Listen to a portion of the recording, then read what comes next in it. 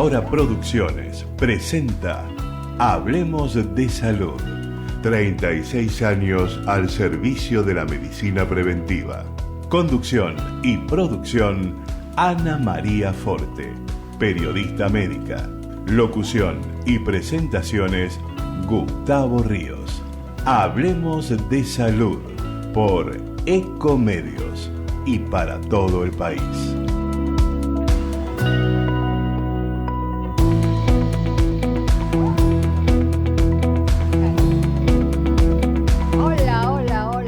¿Cómo están ustedes? Muy contenta, no sé por qué, pero bueno, es preferible estar contenta y no triste. Bien, arriba el ánimo para todos los argentinos, pronto vamos a salir, eso es lo que deseamos. Estábamos hablando con un gran amigo, el doctor Messina. Vamos a ponerle al mal tiempo buena cara y yo les aseguro que vamos a salir. Y cuando escuché 36 años al servicio de la medicina preventiva, ya me pasé demasiado, ya tendría que descansar, ¿no es cierto? Bueno, vamos a ver qué se hace. Sé que voy a algo nuevo, no sé cuándo, pero falta poco. Bien, les comento. Vamos a estar con el doctor Guillermo Mosquino, que es periodista médico, egresado de la Sociedad Argentina de Periodismo Médico y secretario general de la Sociedad Argentina de Periodismo Médico. Bien, él nos tiene preparado un tema que va a dar que hablar, ya lo vamos a escuchar. También vamos a estar con el abogado León Tenenbaum. Él va a hablar de los diferentes tipos de recursos de amparo en salud, señores, porque hay medicamentos, por ejemplo, como el mío, que cuesta 15 millones de pesos cada inyectable. Yo digo que mi organismo es muy inteligente y aceptó unos pastillitos muy humildes que me hacen muy bien. Bien, también estamos con el doctor Osvaldo Messina, médico reumatólogo y osteólogo, director médico de investigaciones reumatológicas y también osteológicas de Buenos Aires. Y nos va a decir qué es, yo no sé lo que es, sarcopenia. Peña, perdón. Bien, ya estamos con este gran amigo, del doctor Guillermo Mosquino. ¿Qué tal? ¿Cómo estás? Hola Ana, ¿qué tal? ¿Cómo estás? Buenas tardes a todos los invitados también y a los oyentes. Muchísimas gracias. Te extrañamos acá, pero bueno, te tenemos ahí y es igual, qué lindo. El color verde es mi color preferido. Bien. Esperanza. El verde esperanza, exactamente. Contanos ese tema que nos tenés guardadito. Vengo leyendo hace un tiempo sobre historia de la medicina y había leído sobre Paul Ehrlich, que fue el primero que diseñó un fármaco, que lo buscó y lo encontró. O sea, previamente se veían que había cosas que eran efectivas, que había medicamentos que eran efectivos, pero él buscó un medicamento y lo encontró para una de las enfermedades más importantes de la historia de la medicina, como fueron, por ejemplo, no sé, la lepra en algún momento, la tuberculosis, la peste bubónica. Bueno, en este caso era la sífilis, que desde el siglo XV, después de que Colón llegó a América y aparentemente se llevó la sífilis para Europa, bueno, tuvieron una epidemia, perdón, en Europa que mató a 5 millones de personas, bueno, desde el siglo XV que venían padeciendo esta enfermedad para la que no tenían cura, y Ehrlich sabía que el arsénico podía matar a la bacteria que producía esta enfermedad. La macana es que también podía matar al paciente. Entonces, él tenía un concepto de una bala mágica. ¿Por qué bala mágica? O sea, la idea era que matara, pero que matara solo la enfermedad y no al organismo en el que estaba, ¿sí? Al paciente, a las otras células. Él investigaba con colorantes, él tenía células de distintos colores. Y teniendo un grupo de células con azul, vio que se coloreaban diferente, vio que unas tomaban más el color que otras. Y ahí dijo, si esto lo pudiera hacer con un veneno, pudiera usar este concepto de bala mágica. Si lograra que el color o el veneno entrara solo en estas células, que son las de la enfermedad, lograría la cura para, en este caso, la sífilis, y sin matar al paciente, ¿no? O sin ocasionarle demasiado daño. Él tenía el dato de que el arsénico servía. pero necesitaba encontrar la fórmula que fuera efectiva. Así que con su ayudante japonés empezaron a probar hasta que llegaron al compuesto 606, o sea, después de 605 fallos, llegaron a uno que era efectivo y que se llamó Salvarsan. En 1910, Paul Ehrlich llegó al Salvarsan, al arsénico que salva vidas, así lo llamaba. Y fue la primer droga efectiva contra la sífilis y contra alguna enfermedad diseñada. Por eso se cree que, o se dice que a partir de ese momento empieza la era de la medicina moderna. Es un ácido Así muy que, fuerte cuando uno dice, muy respetable, ¿no? sí, sí, por suerte en esa época hubo muchos científicos, muchos médicos que investigaban y que descubrieron muchas cosas.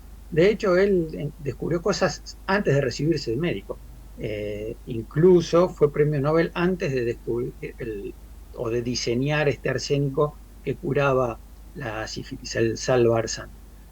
Mientras tanto, estaba Alexander Fleming, el escocés, que estudiaba y trabajaba en Londres, que él fue el que descubrió la penicilina, que es otro dato muy importante, ¿no? Eh, o sea, el Salvarsan, este arsénico que descubrió Paul Ehrlich, salvaba vidas, pero también tenía efectos adversos. No mataba a los pacientes, pero tenía efectos adversos. No tantos como la penicilina. Y esto fue un hallazgo fortuito y la suerte de que esto le pasó a un médico, ¿no? Un científico perspicaz, ¿no? Que supo ver lo que para otro hubiera sido un desastre. Se fue de vacaciones dejando en cultivo estafilococos, unas bacterias que crecían en placas de Petri, en un medio enriquecido, como hacen los médicos, cultivan bacterias para que crezcan. Cuando volvió de las vacaciones, notó que estas placas de Petri, o algunas de ellas, estaban contaminadas con un hongo. Muchos lo hubieran tirado, dirían, bueno, se malogró el trabajo porque se me contaminó. Pero él supo ver que en donde estaba el hongo no había crecido el estafilococo, y sí en otras placas donde no estaba el hongo. Y él dedujo entonces que este hongo producía alguna sustancia que inhibía el crecimiento de las bacterias. A esto le llamó jugo de moho, ¿sí? El jugo de moho, que finalmente después le puso penicilina cuando supo cuál era el hongo, ¿no? El Penicillinum tatum.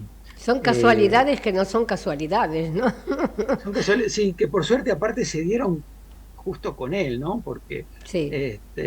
tal vez otro hubiera tirado las placas de Petri, o las hubiera lavado, no sé, desechado, y él supo ver que ahí podía sacar algo, Yo, vos que sabés qué había algo que... pienso.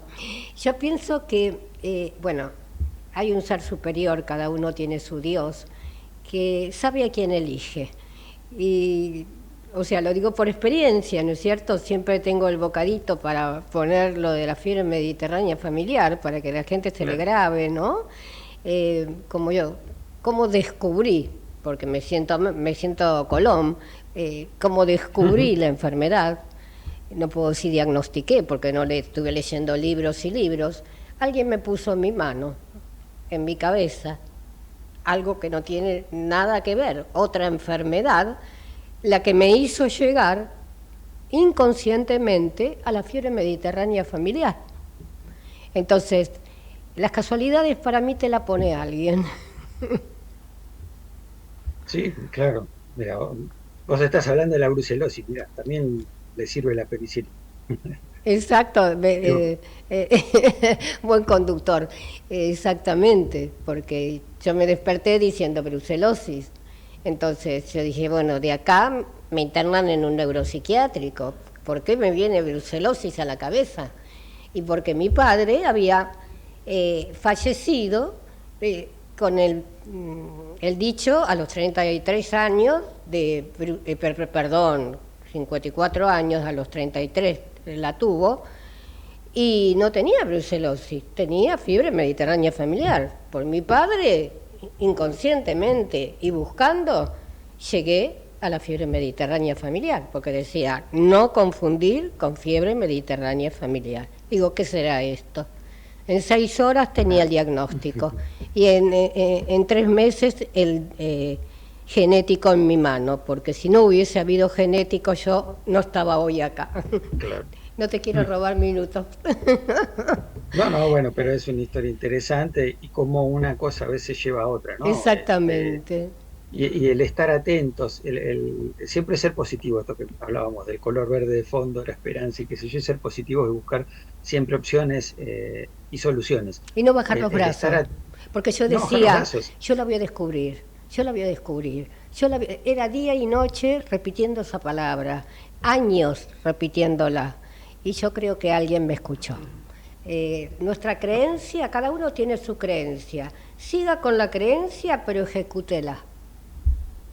Sí, aparte hay que estar preparados para el momento que surja la oportunidad, porque si uno no está preparado cuando la oportunidad surge, no la va a poder tomar.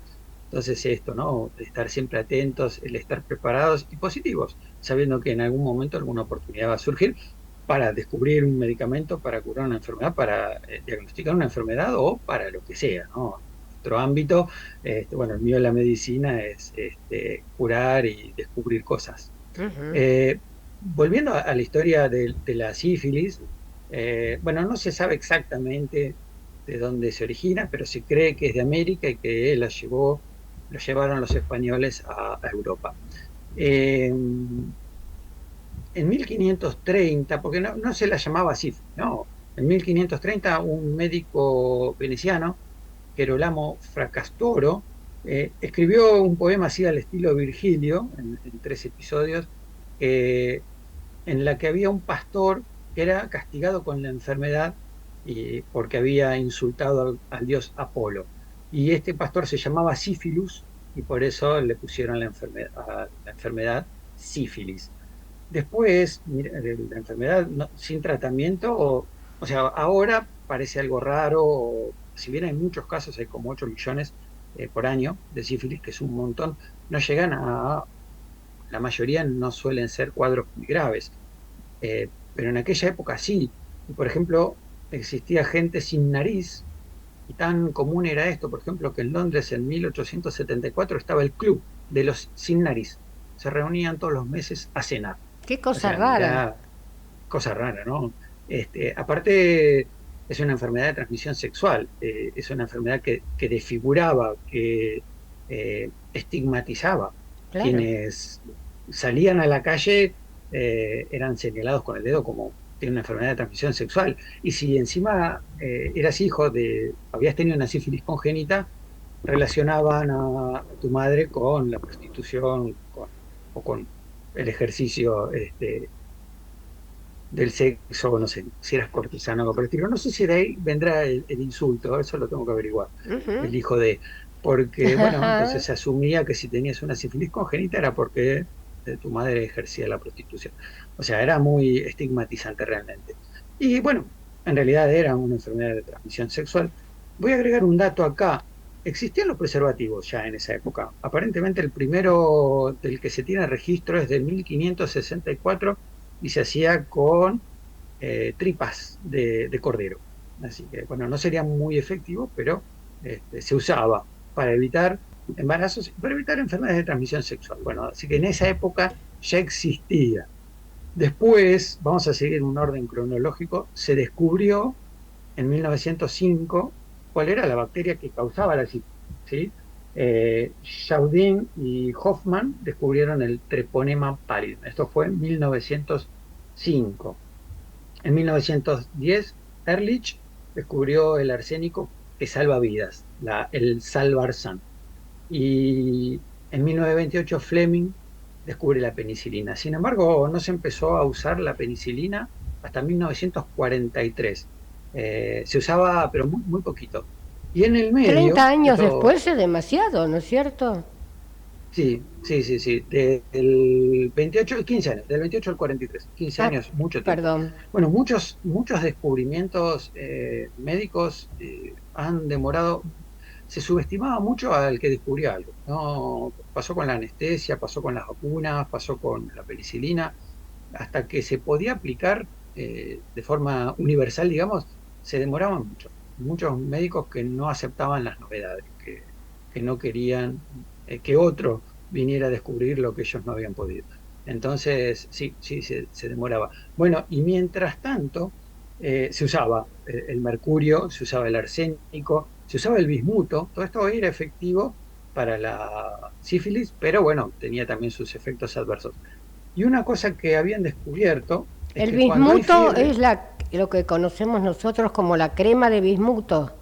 sí, en otra presentación, sí, sí, sí, es esa misma, se daba incluso inyectable, Ajá. intramuscular, así, era terrible. Lo que dolería eso, diluido en aceite y con mezclas también de mercurio y de arsénico. Me imagino lo que debe haber sido recibir ese tipo de inyecciones.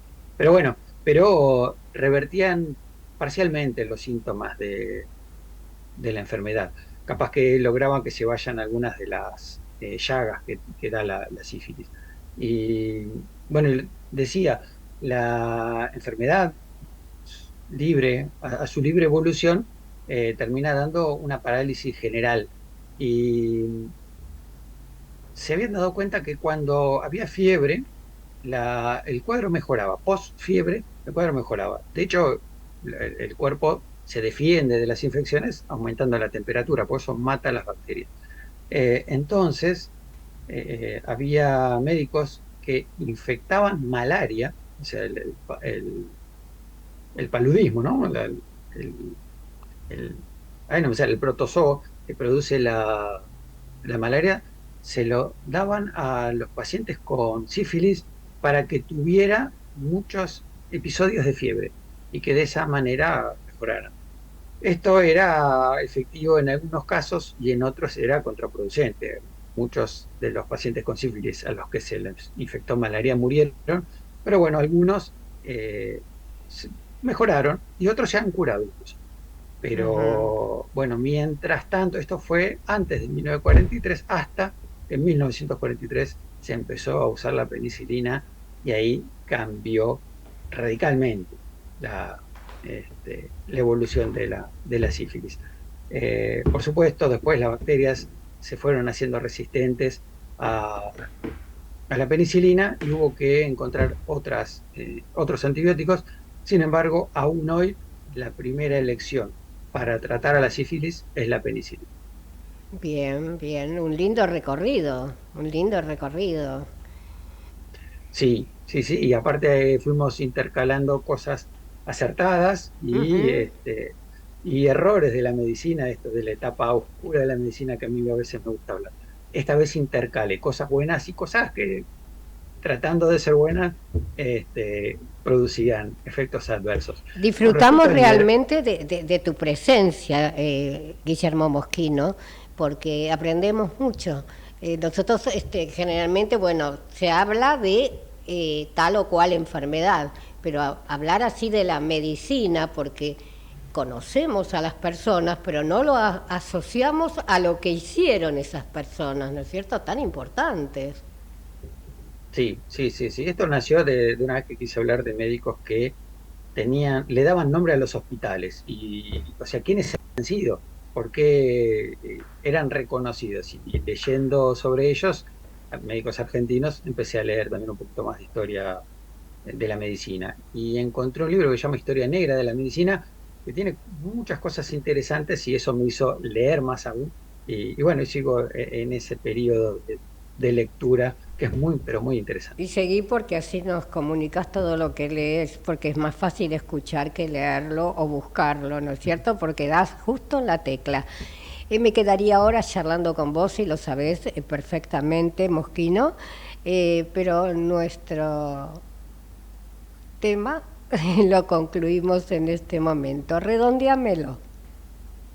Bueno, esto es importante la investigación, es importante la prevención. Hay enfermedades de transmisión sexual que con usar preservativo se evitan y hay enfermedades bacterianas que tienen sus antibióticos, pero las virales casi no tienen tratamiento, sí su prevención, que son las vacunas. Así que bueno, a, a vacunarse y a usar Exactamente. medios de prevención para las enfermedades de transmisión sexual, el preservativo. Muchísimas gracias, un placer escucharte y hasta muy prontito.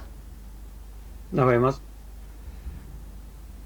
Bien, y continuamos con otro gran amigo. Estamos, como ya lo presenté, con el doctor Messina, que va a hablar de la sarcopenia. A ver, esta palabra que mucho no lo usamos, ¿qué significa? Muy buenos días, ¿cómo te encontrás, Osvaldo? Buen día, Ana María, gracias por la invitación. Al contrario. Muy bien. Bueno, la sarcopenia es un término que significa poco músculo, poca carne. Sarx en griego quiere decir carne, el músculo es pura carne, o sea, y es un gran reservorio de proteínas del organismo. Y penia quiere decir menos, disminuido. Osteopenia, que es menos hueso, dinapenia, menos fuerza, y sarcopenia, menos músculo. Para recordar qué quiere decir sarco, recordar una cosa un poco desagradable, que es un sarcófago. Un sarcófago es alguien que se fagocita la carne, es como una urna con una tapa, donde ponían al desdichado fallecido, y entonces era como que era la máquina que tragaba el músculo, sarcófago. Bueno, el tema fundamental es que el músculo son órganos absolutamente imprescindibles para el funcionamiento de lo que nosotros llamamos aparato musculoesquelético, que en el caso de las piernas, de miembros inferiores, tiene como función la traslación y la bipedestación, es estar parado y poder caminar, básicamente, y trasladar el cuerpo. Y el miembro superior tiene muchas funciones de equilibrio, pero sobre todo poner la mano en el espacio, para que la mano pueda tomar objetos en el espacio. Para tener una vida independiente hace falta tener huesos que no se rompan, articulaciones flexibles en todo su rango y músculos con fuerza. Y esto es lo que se pierde en muchas circunstancias de enfermedad, pero también con el paso de la edad. Después de los 60 años, aproximadamente 55 o 60 años, todos tendemos a perder masa muscular. Tanto en miembros inferiores, o sea, en las piernas, como en los brazos, y en todo el organismo en realidad. Cosa que se puede evitar o disminuir con una dieta adecuada, con vitamina D en niveles adecuados, haciendo ejercicio básicamente, y teniendo presente que no hay ninguna cápsula ni comprimido que nos pueda dar fuerza o nos pueda dar masa muscular. Claro, y algunas veces nosotros decimos, ¿no es cierto? Y bueno, es la edad. Una cosa es ser mayor y otra cosa es que le duele el cuerpo, que no se pueda levantar. Ahí hay que sospechar de que no es solo la edad.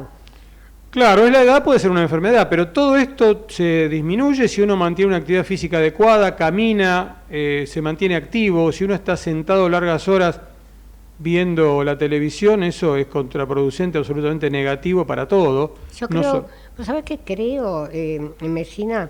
Que nos arruinó la vida la pandemia. La pandemia hizo estragos, efectivamente hizo un daño enorme desde el punto de vista físico, emocional, psicológico, económico, fue una especie de gran desastre universal.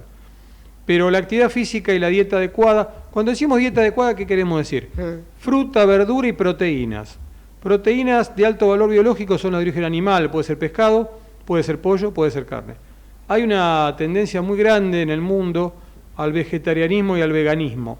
Y esto, si uno toma a los veganos y vegetarianos, tienen de alguna manera cierta repercusión, porque hay aminoácidos esenciales en la alimentación que solo provienen de origen animal. Y entonces hay más caídas, que es la consecuencia de la sarcopenia en gente mayor de 65 años, y la caída conduce ¿a qué? A la fractura del hueso, y conduce a un deterioro de la actividad de la independencia para actividades de la vida diaria. O sea que mantener una actividad adecuada, física, estar al aire libre, caminar, tomar vitamina D, consumir fuentes de calcio, básicamente con los lácteos, y una dieta equilibrada en base a proteínas, a verduras frescas y frutas frescas, evitar el exceso de harinas, de azúcar, evitar los conservantes. Todo eso es lo que uno puede decir una actividad, una vida sana, llevar adelante una vida sana, evitar fumar, por supuesto, que es un desastre, y evitar el exceso de alcohol también, por supuesto. Ya el cigarrillo cada día, a medida que pasa el tiempo, hay menos gente que fuma. Por suerte, sí. Y los que fuman en un lugar son mirados por todos, entonces se inhiben y se tienen que ir. Y además no dejan fumar en lugares cerrados, que es muy adecuado, porque si no hacen respirar el humo a todos los que están alrededor. Fumamos todos. Claro. Y si a eso le sumamos que tenemos un bebé en casa, bueno, es un desastre. Exacto. Y la otra cosa que me interesó que nombraste, escuchaste, y no tengo nada en contra de los veganos, pero a mí, yo ejercí 15 años de maestra jardinera. Tuve que en ese momento, tantos años atrás, ¿no? No se veían gente vegana. No, es cierto. Bien, no estaba de moda. Tal cual. Y había una chiquita que cuando llegaba la hora de tomar la merienda en el jardín, llevaban algunos sanguchitos de jamón, otros, cada uno llevaba lo que le gustaba. Y esta nena, chica, pequeña, no, o sea, 4 años como máximo, cuando veía, nosotros nos dábamos cuenta hasta que yo no me puse a observar cuál era el motivo del llanto que tenía la pobre nena. Miraba el sándwich del chico de jamón y lloraba y lloraba y lloraba y lloraba. Bueno, con las maestras dijimos, quizá ella no haya comido nunca jamón. Entonces llamé a la madre y le dije, acá hay un inconveniente y me parece que viene de la comida, porque la nena cuando ve el sanguchito de jamón, nosotros pensábamos que ella lo quería, pero no, lloraba aterrorizada. Y dice, sí, porque nosotros somos veganos y para eso es lo peor que puede pasarle a un organismo. No podés decir nada, porque vos veías la nena y la madre, tenían un color verdoso y delgadas, pero muy, muy delgadas. Entonces, hay que tener cuidado, ¿no es cierto? Y más con los chicos. Claro, vos sabés que hay 3 temas de los cuales hablamos todos, aunque no sepamos, ¿no? Que sería... Vamos a hacer una cosa, si te parece. Hacemos un cortecito y luego continuamos. Perfecto. Vamos la radio, somos tu voz. Vamos con Eco, siempre la verdad y la mejor información. El mejor gimnasio te espera. OnFit es de primera. En OnFit vamos a cuidarte. En OnFit venimos a encontrarte. Qué más lindo que poder disfrutar de un café de especialidad desde la comodidad de tu casa. Conocé todas las cafeteras Oster disponibles para vos en www.osterargentina.com. Informate en ecomedios.com. Seguinos en Facebook, Ecomedios Live. Señor empresario o profesional de la salud, la difusión de su producto o servicio a través de nuestro programa es el medio más eficaz para acceder al público. Comuníquese con el Departamento de Publicidad 154-989-0420. Karina Uranga, distinción en estética, tratamientos faciales y corporales, Escuela KU, cursos de cosmetología y estética corporal, WhatsApp 11 36 12 30 35, Caballito, Ciudad Autónoma de Buenos Aires. Dona sangre. Se necesitan entre 300 y 400 donantes por día. No esperes que te lo pidan, siempre se necesita. Conocé cómo donar en buenosaires.gov.ar/donasangre. Buenos Aires Ciudad. Vamos por más.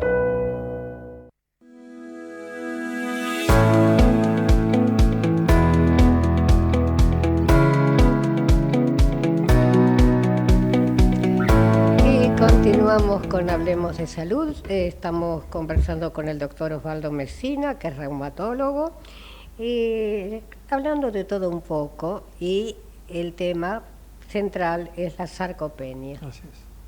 Bueno, hay pruebas para saber si uno tiene sarcopenia, pruebas de función muscular, de fuerza muscular, con aparatitos que son como una pinza que mide, se llama dinamómetro en la mano. Hay tiempo de caminata, de caminar 4 metros, y hay un test muy fácil de hacer, que los médicos, los que están en el tema, lo conocen, que se llama Time Up and Go, que quiere decir tiempo para pararse y caminar hasta una distancia de 3 metros y volver a la silla.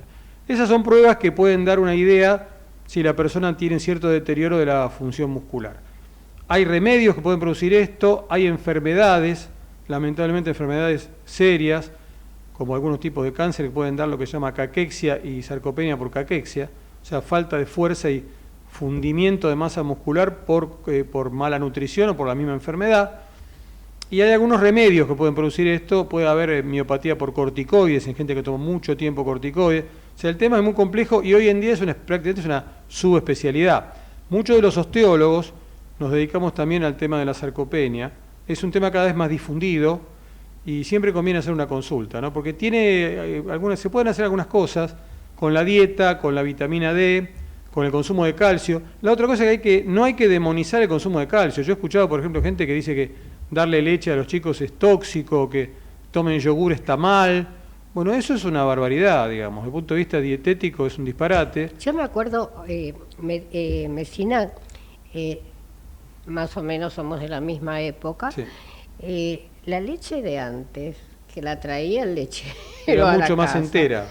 pero ahora hacen 10 litros con Claro, uno. es verdad. Sí. Realmente es agua. Es agua. Claro, después está muy de moda por el tema de los lípidos, el tema de la leche descremada, que es 1% de grasa, la entera tiene 3%. Pero es verdad, la leche de antes era mucho más cremosa, era más pesada, digamos. Sí, sí. Parecía más nutritiva, digamos. Parecía que No, sí. y era, sí era. Sí, era porque estamos todos bien sanos. Algunos tienen aditivos de vitamina D, la leche, pero lo cierto es que no hay que demonizar los lácteos, es un disparate.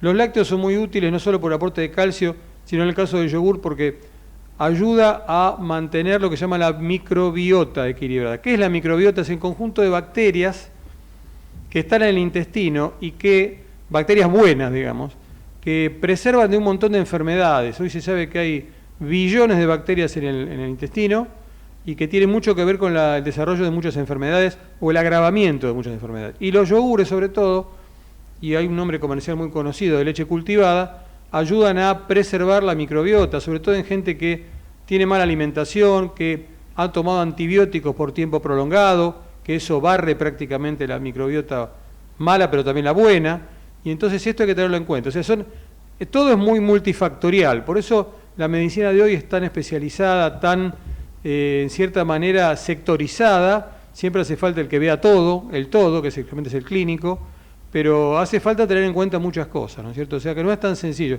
Y la dieta, como decía antes, la dieta es como la selección argentina y la política. Todos hablamos, aunque no entendamos, hablamos. Ya tenemos el equipo nacional propio, este tiene que salir, aquel tiene que entrar, y todos recomendamos qué comer. Y resulta que en realidad eso es una especialidad médica, ¿no? La dietología es una especialidad médica que requiere la consulta con un nutricionista. La norma general la podemos dar todos, pero la norma particular la tiene que dar un médico nutricionista.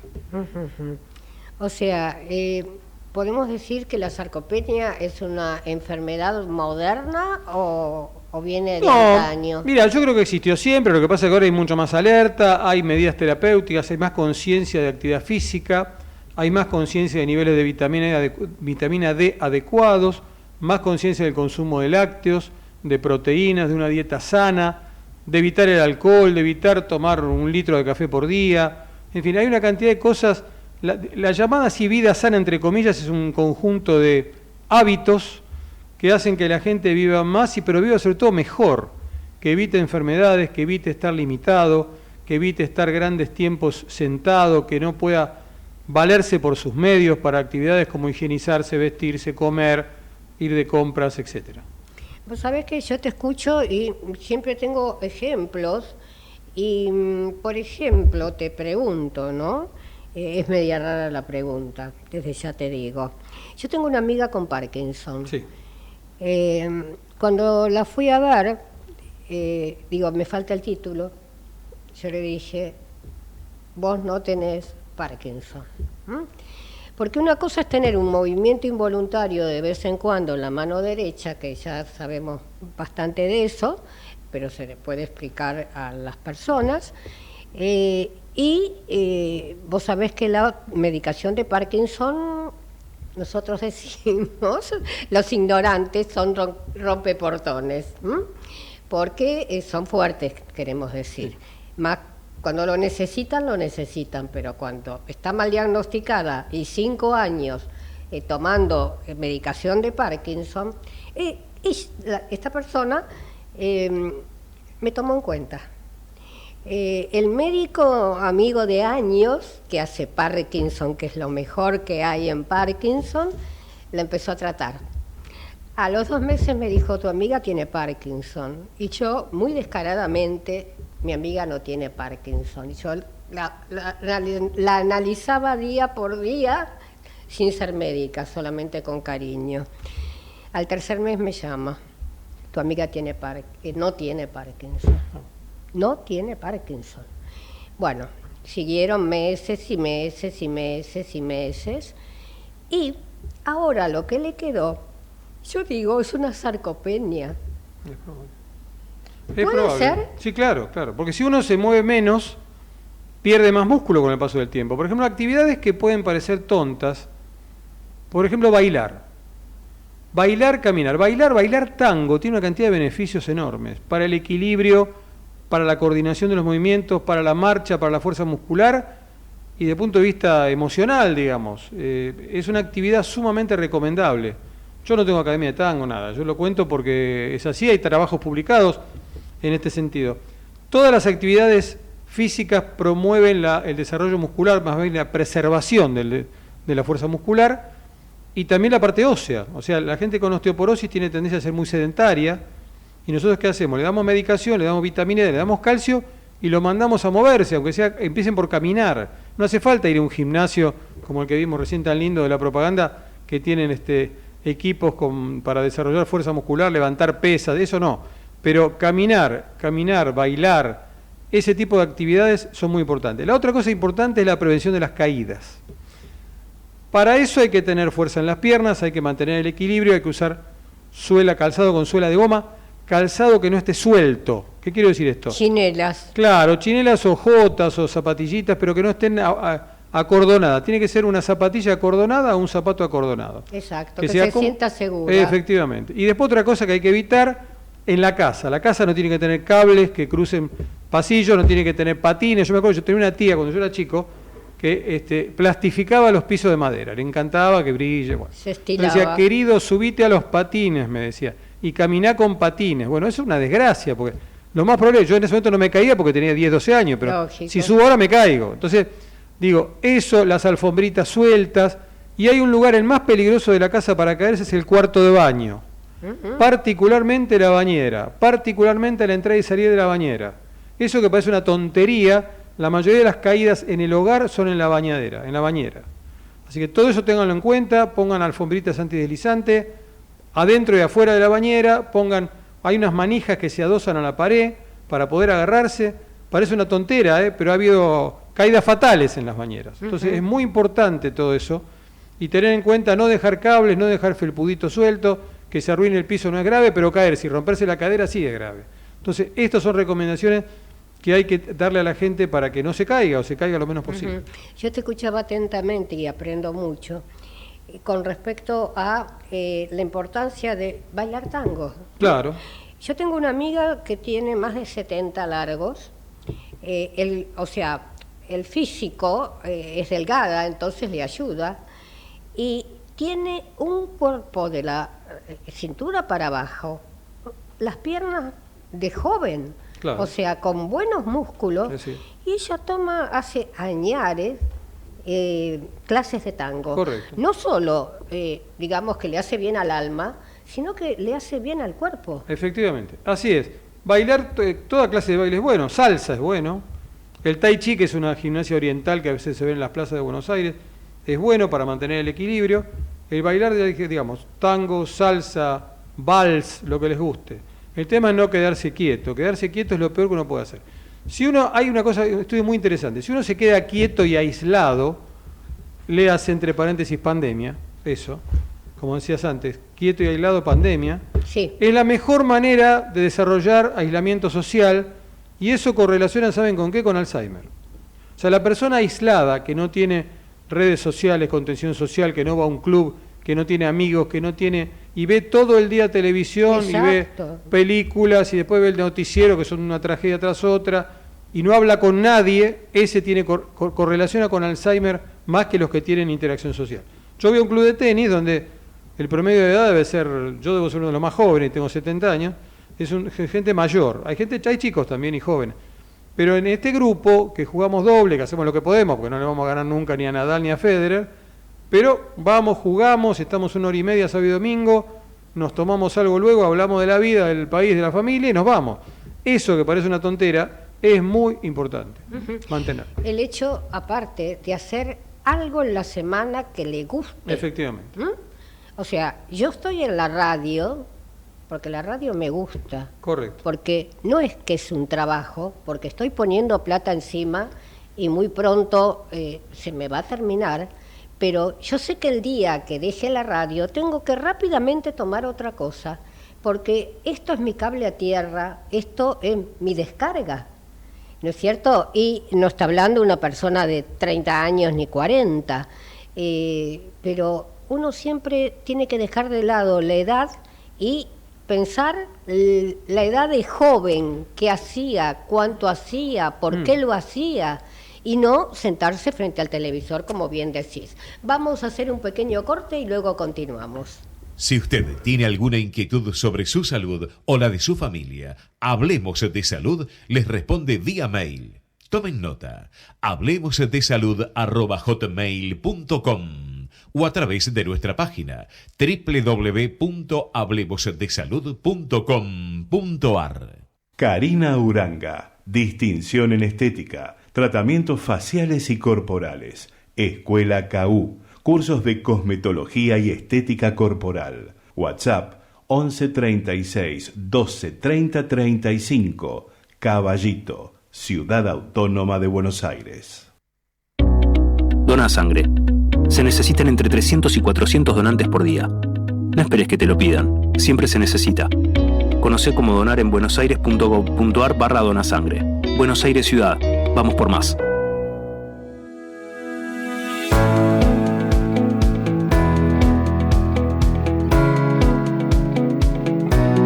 Y continuamos con Hablemos de Salud y realmente, bueno, sabe mucho el doctor, ¿no es cierto? Y sabe explicarlo. Yo siempre digo, no, por favor, les pido, no hablen en difícil, nos vamos a dirigir a... Mi abuela se llamaba Teresa, doña Teresa, ¿no?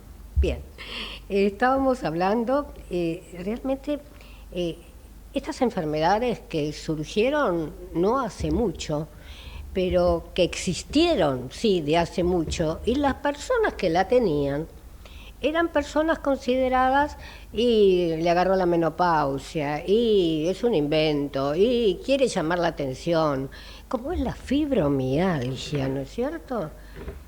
¿Qué es la fibromialgia?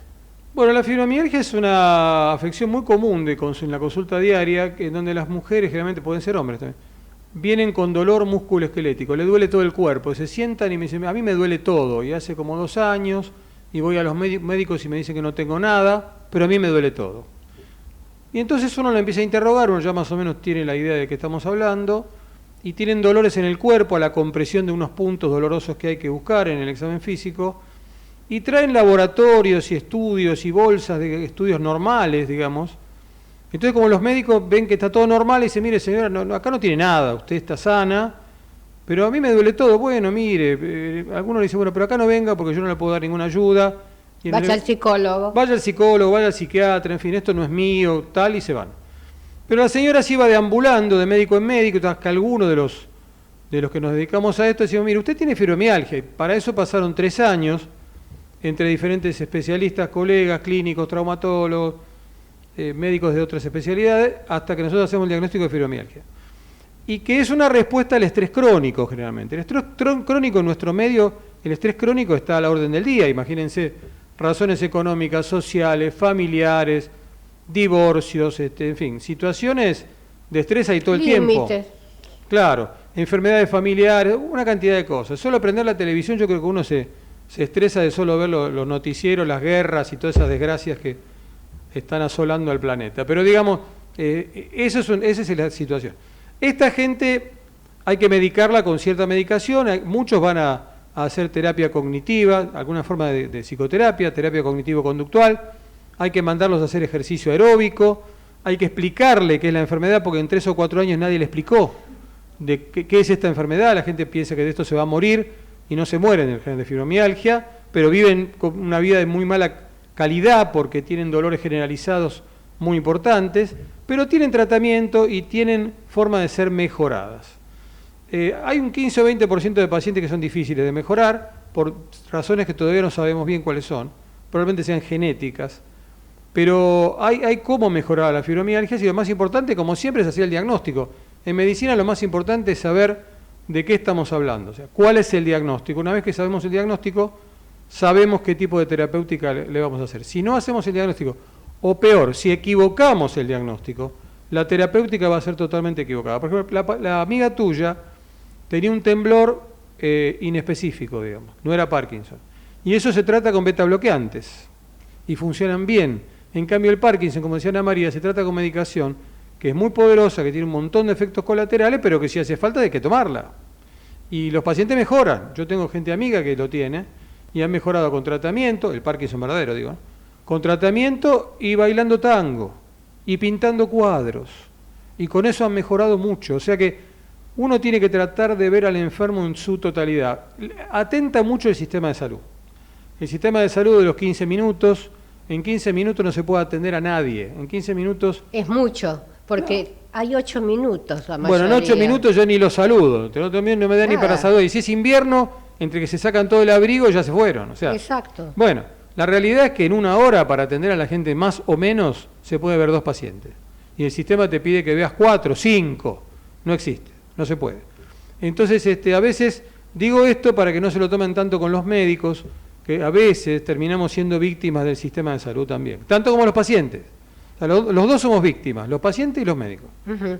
Vos sabés, Messina, que cuando yo fui por primera vez a un médico, que después terminamos siendo grandes amigos, por mi enfermedad, me dijo, Ana María, a mí me dan 8, estaban por la obra social, a mí me dan 8 minutos. Yo en 8 minutos no puedo escucharte. Entonces, yo te voy a dar 3 turnos por semana para yo saber bien, o sea, pero es tener conciencia, ¿no es cierto?, de que tenía un caso raro y que tenía que brindarle más tiempo. O sea, yo pienso que las obras sociales fueron la muerte realmente de la medicina. Yo recuerdo que cuando era chica, el médico era el médico de familia, me trataba a mí, trataba a mi hermano, trataba a mi papá, a mi mamá, y hasta la lora que una vez dijo, debe tener algo porque ta. Entonces, no podemos quedarnos con médicos, eran los de antes, pero realmente ahora yo digo que vamos a terminar yendo al médico que trata el dedo índice de la mano derecha. Claro. Bueno, con respecto a eso, escuché al colega anterior que habló de sífilis, muy interesante, muy interesante. Y yo pensaba que hoy tenemos ChatGPT, los celulares, la computadora, inteligencia artificial y todo. Antes no tenían nada, pero tenían tiempo. Entonces tenían tiempo, inteligencia natural, o sea, el cerebro, y observación. Y fíjate que con observación, tiempo y cerebro, Fleming descubrió la penicilina, por ejemplo. O sea, fíjate, bueno. Y ahora tenemos ChatGPT, tenemos inteligencia artificial, tenemos tantas cosas, y por ahí hay cosas que no las hacemos. O sea que evidentemente la falla está en nosotros, porque no tenemos tiempo ni de pensar lo que tenemos que hacer. O sea, yo creo que es así. El médico, hay un cuadro que se llama el síndrome de burnout, que quiere decir quemado afuera. Eso es una especie de agotamiento profesional que se da en todas las profesiones, pero en el médico, dependiendo de la especialidad, es muy alto el burnout, muy alto. Y eso ocurre por agotamiento psíquico, agotamiento psicofísico, como lo quieran llamar, o intelectual, que hace que muchos médicos, bueno, o dejen la institución, o dejen la profesión, inclusive, gente muy valiosa, con mucha experiencia, que podrían aportar un montón de experiencia personal, pero que el sistema los maltrató, o no los contempla, o están cansados, y entonces dejan la profesión. Y eso realmente es un pecado, porque hay mucha gente que puede aportar mucho. Porque está la medicina basada en la experiencia, ¿no? Está la medicina basada en la evidencia y está la medicina basada en la experiencia, que tiene muchísimo valor. Y eso se pierde muchas veces por este sistema de maltrato de las instituciones. Exactamente, lo que les importa es facturar, no que la gente realmente se cure, Fíjate, así es. ¿no es cierto? Sí. Y hablando de burnout, yo tengo un gran amigo que, bueno, estuvo casi 3 años con burnout. Entonces, sé muy bien de qué se trata y cómo debemos tratar de evitarlo, ¿no es cierto? Porque cuando uno se da cuenta, en este momento, estamos todos sobrepasados. Claro. Y si en este momento no estamos tranquilos, felices, contentos de estar en la radio, de tratar este tema, estaría yo encerrada en mi casa y el doctor en su consultorio esperando el paciente, la cosa es diferente. Entonces, tenemos que tener en cuenta que un día dura 24 horas, obvio que hay que dormir, pero en esas 24 horas, realmente aprovecharlas. Claro, Aprovecharlas, porque uno no sabe si es el último día que vive. Claro, cuando yo estudiaba medicina, para estudiar medicina y recibirse hay que leer mucho, ¿no? Entonces yo leía como 8 horas por día, que yo 9, una cosa así. Ajá. Y resulta que mi abuela vivía en el 6º piso, yo vivía en el 5º, ¿no? Entonces venía mi abuela, porque esto de burnout existió siempre, ahora se dice en inglés, pero antes se decía en francés, y vos sabés. Antes, como se decía, nene, pará de leer que te va a dar un surmenage. Ah, el surmenage. El surmenage era eso, era un agotamiento psíquico por tanta lectura o tanta cosa intelectual o tanto estudiar. Entonces me acuerdo que mi abuela, yo tenía, no sé, 17 años, venía y me decía, te va a dar un surmenage, y era eso. Sí, Claro. algo grave, pero Así sí es. realmente. Entonces me decía, es andá a algo descansar, grave. tomate un café, salí a caminar y después volvé y seguí leyendo. Bueno. Sí, porque algunas veces uno, según la edad que tiene la persona, ni vieja ni grande, pero una persona de 70 años somos grandes, no le podés decir, bueno, ¿y por qué no se va a dar una vuelta a la manzana de su casa? Y no, ¿y qué me voy a cambiar para salir? Tiene que tener un objetivo de vida. Absolutamente. Porque si no tenés un objetivo de vida más que cuidar a tus nietos, por ejemplo, porque hay muchos dedicados a los nietos, pero les hace bien, Sí, seguro. porque las tienen actividad, les hacen mejor a las hijas, porque le cuidan a los hijos. Efectivamente. Pero tenemos que pensar en nosotros, que es nuestra vida, ¿no? Yo lo que le digo a la gente, ¿a usted qué le gusta? No, el trabajo no. ¿Qué le gusta como actividad? ¿Le gusta pintar, le gusta dibujar, le gusta leer novelas, le gusta jugar a las cartas, le gusta jugar al ajedrez? ¿Qué le gusta hacer? ¿Hacer palabras cruzadas? ¿Qué le gusta? Que no sea trabajo. Bueno, eso que le gusta, hágalo por lo menos 3, 4 veces por semana durante 1 hora. Porque no es solo el trabajar. El trabajar no es una diversión. El que le gusta está perfecto, pero tiene que amenizarlo con una actividad que a uno le guste, sea un deporte, sea pintar, sea dibujar, para lo que sea, bueno, sea la música. La música es extraordinaria. Ahora está lo que se llama la musicoterapia, que no es hacerle al paciente escuchar música, es hacerlo aprender a tocar un instrumento. Dice, pero a esta altura, bueno, en Estados Unidos están dando cursos de ukelele, que es como una pequeña guitarrita, que es el instrumento aparentemente más fácil de aprender, y la gente estudia cómo tocar ukelele 3 veces por semana. Estamos hablando de pacientes con enfermedades importantes, enfermedades oncológicas, enfermedades crónicas, y han descubierto que la musicoterapia tiene muchos beneficios para la salud. Como lo tienen las actividades como puede ser dibujar, pintar si son buenos, jugar al ajedrez, a las damas, a las cartas, a la canasta, en fin, hay 1000 cosas para hacer, pero que no sea estrictamente la obligación de cuidar a los nietos, la obligación de trabajar, la obligación. A nosotros nos criaron en nuestra generación con 2 problemas, la obligación y la culpa. No porque esto hay que hacerlo, porque si no. Y esa obligación y culpa nos hizo seres superyoicos que siempre nos sentimos culpables de todo. Bien. Y eso creo que es malo. O sea, creo que las nuevas generaciones en ese sentido están más liberados. Como para terminar el programa, la obligación y la culpa, ¿no? Eso tarea para el hogar, porque creo que generalmente lo tenemos todo. ¿Cómo yo no lo voy a cuidar si tengo tiempo?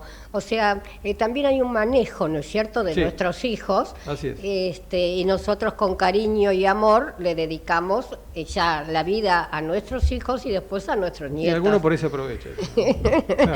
Bueno, me quedaría horas, vos lo sabés muy bien, Osvaldo Mesina, pero nuestro programa llegó a su fin.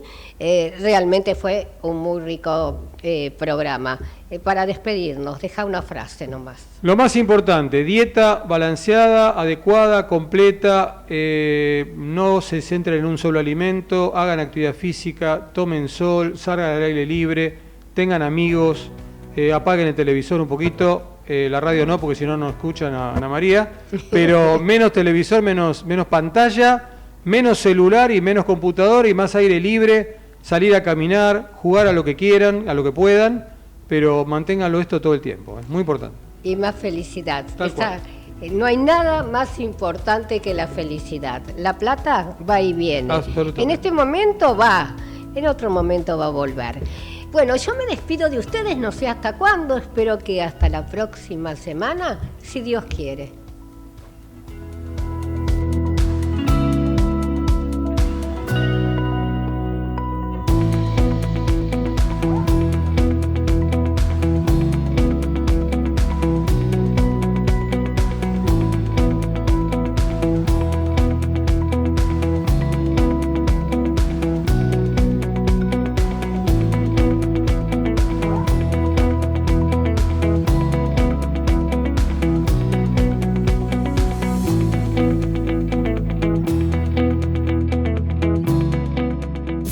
Desde Buenos Aires, transmite LRI 224, AM 1220, Ecomedios.